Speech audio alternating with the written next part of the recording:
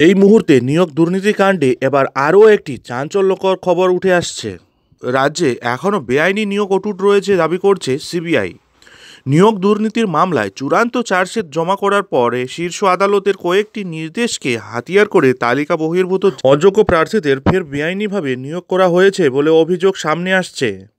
এই মুহূর্তের সবথেকে বড় খবর, রাজ্যে ফের বেআইনি নিয়োগের অভিযোগ আসতেই সিনিয়র আইনজীবী বিকাশ রঞ্জন ভট্টাচার্যের মারাত্মক মন্তব্য। এবার ফের আদালতের দৃষ্টি আকর্ষণ করার কথা বললেন সিনিয়র আইনজীবী। একদম সম্পূর্ণ বিষয়টি ডিটেলসে আলোচনা করব। তার আগে চ্যানেলে নতুন হলে চ্যানেলটিকে সাবস্ক্রাইব করুন এবং বেল আইকনটি বাজিয়ে অল নোটিফিকেশন অন করে দিন এই ধরনের গুরুত্বপূর্ণ আপডেটগুলি ঠিক সময় মতো পেতে। নিয়োগ দুর্নীতি কাণ্ডে এবার আরও একটি বড় খবর সামনে এলো। রাজ্যে এখনও বেআইনি নিয়োগ অটুট রয়েছে দাবি করছে সিবিআই। নিয়োগ দুর্নীতির মামলায় চূড়ান্ত চার্জশিট জমা করার পরে শীর্ষ আদালতের কয়েকটি নির্দেশকে হাতিয়ার করে তালিকা বহির্ভূত অযোগ্য প্রার্থীদের ফের বেআইনিভাবে নিয়োগ করা হয়েছে বলে অভিযোগ উঠে আসছে। সম্প্রতি সিবিআইয়ের তরফে শিক্ষা দপ্তরের কয়েকজন আধিকারিককে ওই বেআইনি নিয়োগের বিষয়ে চরম জিজ্ঞাসাবাদ করা হয়েছে বলেও খবর। বিভিন্ন স্কুলে তালিকা বহির্ভূত প্রায় শতাধিক অযোগ্য প্রার্থীকে চাকরি দেওয়ার ব্যবস্থা করার খোঁজ মিলেছে বলেও দাবি করছে সিবিআই। সিবিআই সূত্রে জানা গেছে 2022 সালে কলকাতা হাইকোর্টের নির্দেশে 2016-2020 নিয়োগ দুর্নীতির মামলার তদন্তভার সিবিআইকে দেওয়া হয়েছে।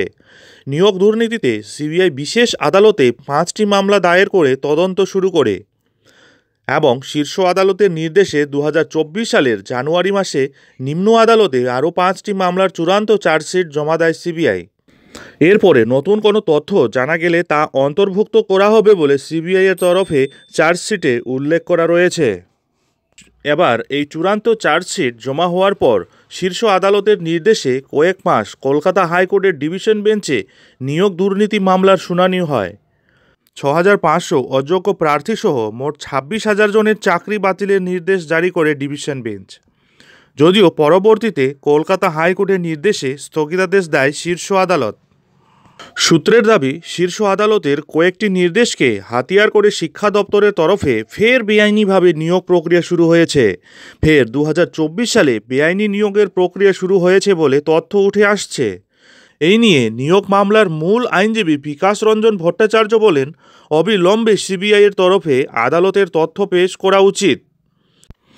সিনিয়র আইনজীবী বিকাশ রঞ্জন ভট্টাচার্য তিনি আরও বলেন, 2024 সালের বেআইনি নিয়োগের বিষয়ে আইনজীবীরাও আমরা আদালতের দৃষ্টি আকর্ষণ করব।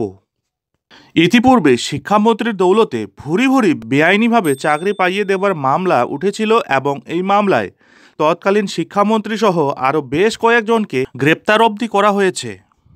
বর্তমানে তাদের সেই মামলা শীর্ষ আদালতে বিচারাধীন। এই মামলা রয়েছে বর্তমানে সিবিআইয়ের হাতে, তারাই তদন্ত করছে এই ব্যাপারে।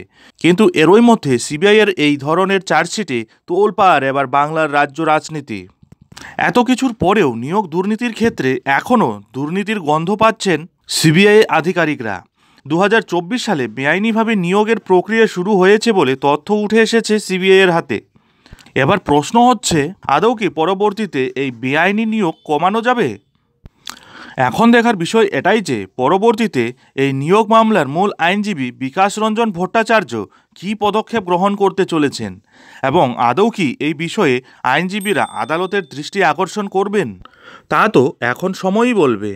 যাই হোক বন্ধুরা, এখন এখানেই শেষ করছি। এই ধরনের পরবর্তী লেটেস্ট আপডেটগুলি ঠিক সময় মতো পেতে অবশ্যই চ্যানেলে চোখ রাখুন।